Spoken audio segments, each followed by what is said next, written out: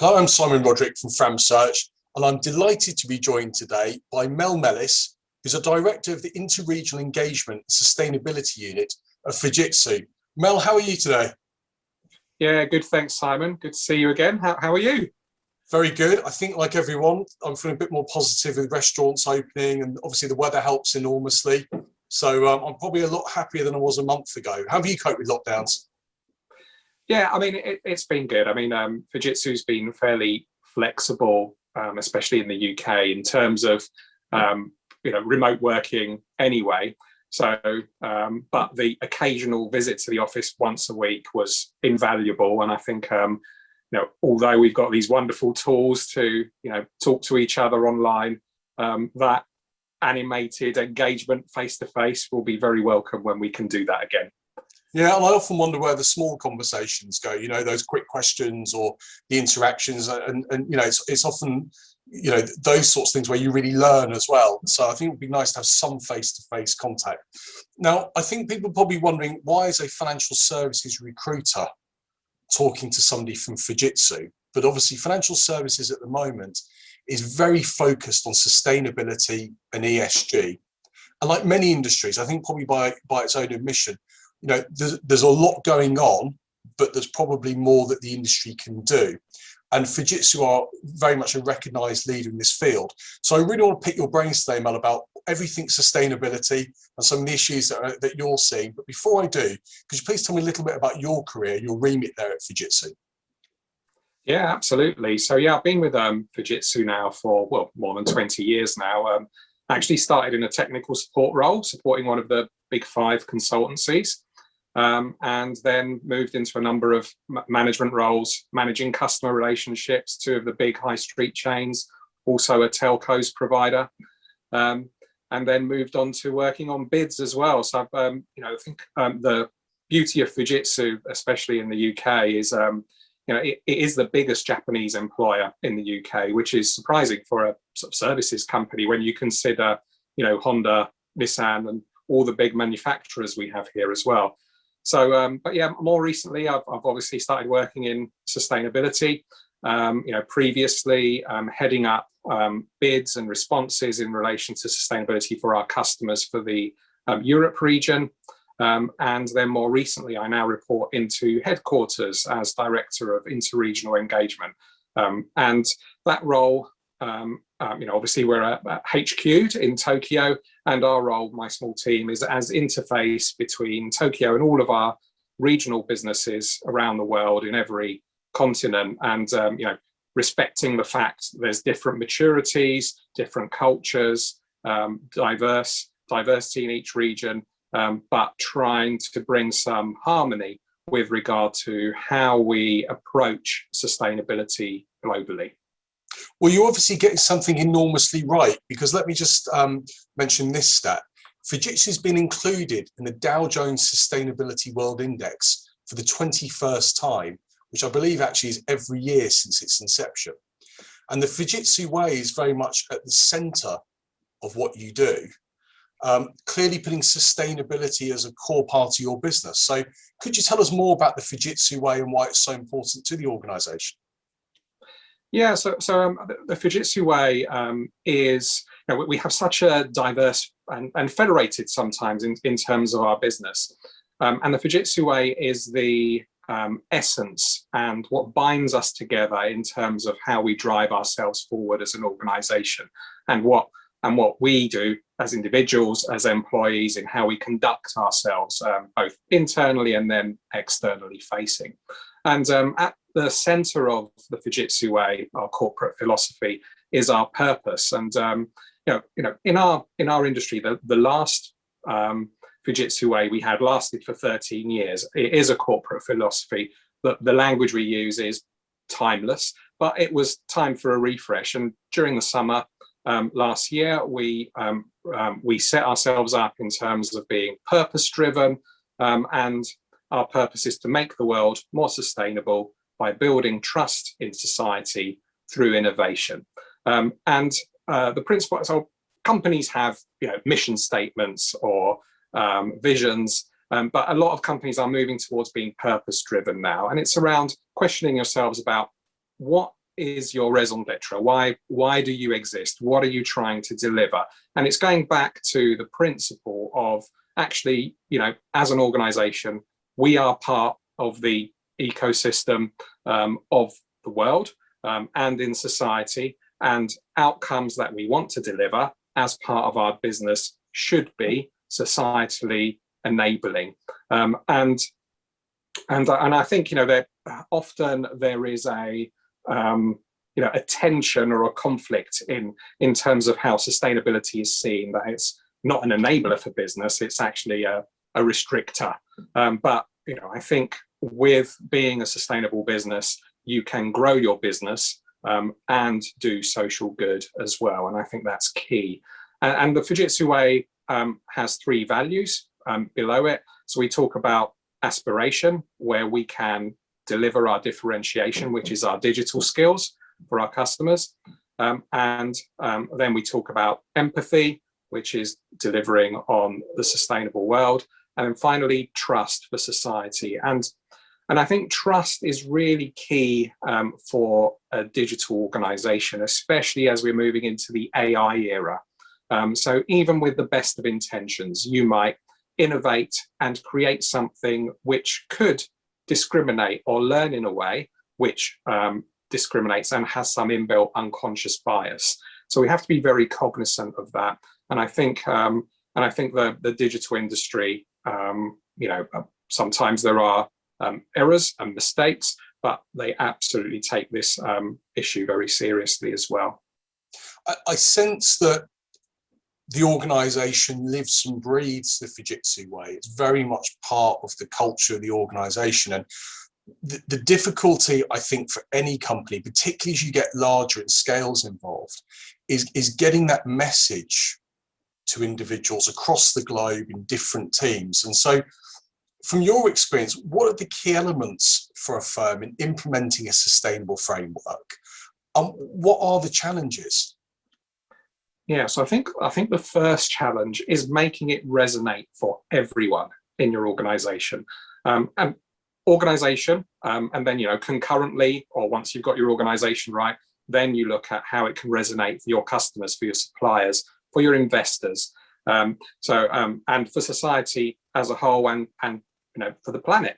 And I think often when organizations launch sustainability programs, they don't often stick or land well with everyone in an organization. We energize the same people. They're involved, they're really up for it, doing all the wonderful things that you might do on a volunteer basis, but also maybe with their customers. But often it doesn't resonate with maybe key people in sales, for example. They might not have those conversations to talk about, we have all these fantastic skills. You're an agriculture provider, you're a healthcare provider. How can we apply our skills to help you deliver your social outcomes that you want to deliver? And I think that's really key, to make it a subject which absolutely is embedded at the core of our strategy. And we talk about 4 elements which are interconnected in terms of their importance. And if you pull one of these 4 elements out, then your organization fails. So we have customers, we have results, and obviously financial results would be embedded in there. We have our people, and finally we have responsible business. And so any one of those quadrants, you take it out, your business fails. They all have a meaningful relationship with each other, and deliver that value for your organization to sustainably grow, but also do that social good.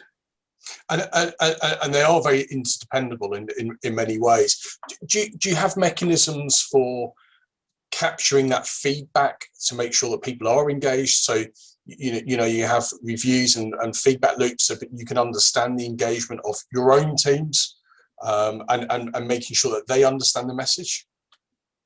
Yeah, so we have a yearly employee engagement survey which captures the mood and experience and feelings of all of our staff in a number of areas, and it might be on opportunity, how management is perceived, whether communication is good, whether we do social good, whether we actually deliver against our purpose. And we use that to improve in the future. And as well as that, we capture our customer satisfaction, and we disclose all of that in our integrated report. And I know most companies have an integrated report, and we have our financial results and our non-financial results and value side by side. But often historically, organizations publish an integrated report and they seem like two separate narratives clumsily knitted together. It's how do we make that better to show that the relationship between financial and non-financial is actually, reliant on each other. And you talked earlier about how sometimes people see sustainability as restricting or inhibiting growth, inhibiting business. So playing devil's advocate in many ways, we have ever-growing populations and we have a need for growing economies. How can we balance sustainability and those needs? Yeah, so I think, we've got a number of mega trends and existential risks on society and the planet, be it climate change, population growth, systemic inequality, opportunity, aging population, healthcare for all, and now, pandemics. This might be something that's here to stay. We don't know yet. And I think, the last major global pandemic was 100 years ago or so. We don't know whether that's a trend that will continue, but lots of companies, previously maybe didn't have pandemic in their risk profile. They absolutely do now. And I think I've just been on a conference with the World Business Council for Sustainable Development, and recently they've online conference, by the way, but recently they've released their Vision 2050 refresh, and the essence of that is for 2050, 9 billion people living well within planetary boundaries, and for some organizations, maybe in business to consumer organizations where a product is involved, car, phone, whatever it might be, the driver is to have the newest thing after a finite period of time, and that creates a tension against the sustainability. So many organizations are diversifying, so they're including more circularity in their manufacturing, they're reducing their water consumption. I think that approach is a necessity. Now, for a business-to-business organization, yes, we do manufacture, and we have client devices, storage, servers that we sell, but predominantly we're a services organization. That tension is less apparent because we're looking to support organizations that might have those tensions to deliver more optimized processes to help alleviate that stress on the planet and society. So I think, what we do as consumers and our consumer choices is one thing, but I think that's looking around the edges, and it's actually, the business decisions that private sector make, but also the legislative approaches or the standards that are required by global agencies is what will make the biggest differences. And I think across every boardroom in the planet and every cabinet in governments, they'll be having these conversations now. Yeah, I think it's very negative to think that there's a trade-off between growth and progress and sustainability, almost as if you can't have both. I think that's quite a negative way of looking at it, and perhaps naive. And I think we are all perhaps learning and waking up to the idea that they can coexist.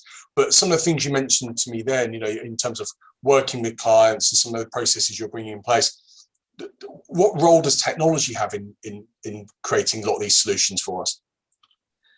Yeah, so I think technology is going to be key, and actually, I think the opportunities in the various ecosystems that are being developed, and I'll go back to that WBCSD report. The financial services and products are one of the key pathways, and it's absolutely key to delivering that sustainable future.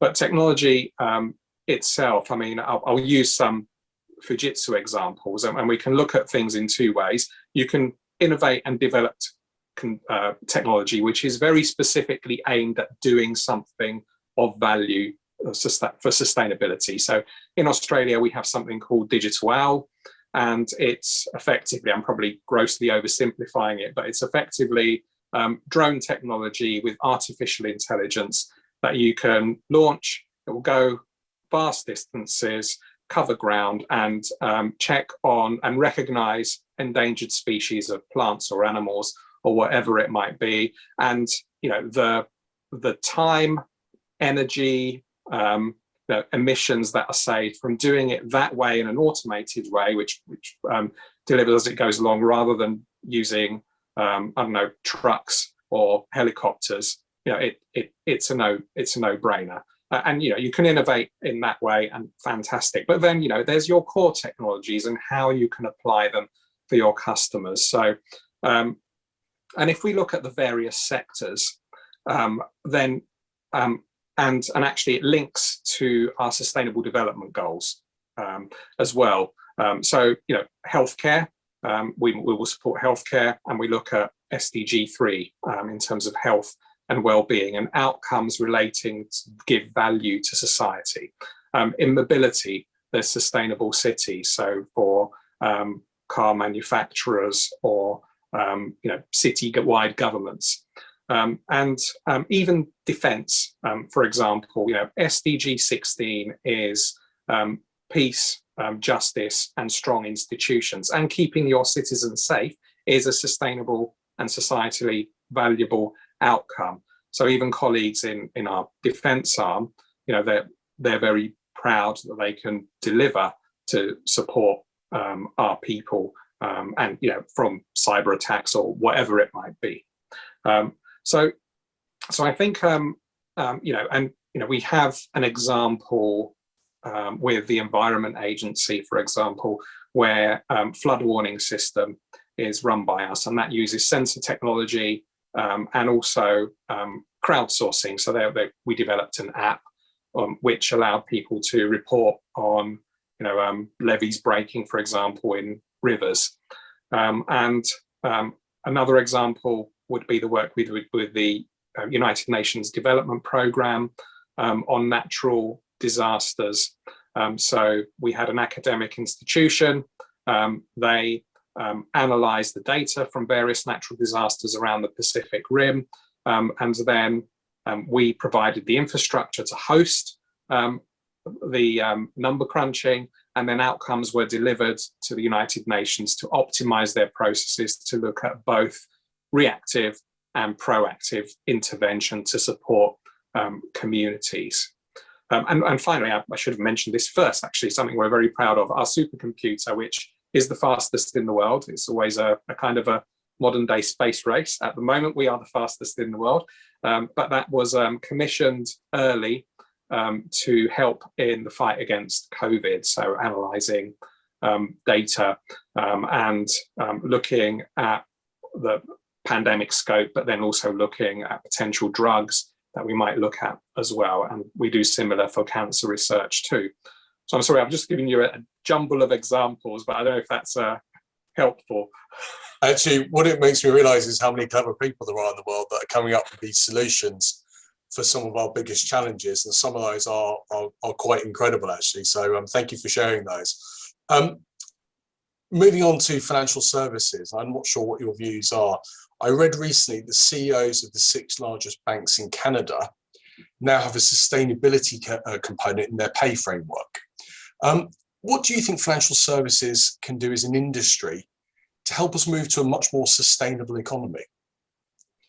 So I think in that the financial services sector, they're the custodians and the stewards of business, new opportunities, startups, but also to support established organizations. And I think very early the industry recognized the importance of sustainability. And a few years ago, Mark Carney said that unless organizations treat climate change seriously, then, you know, I paraphrase, but they will go bust.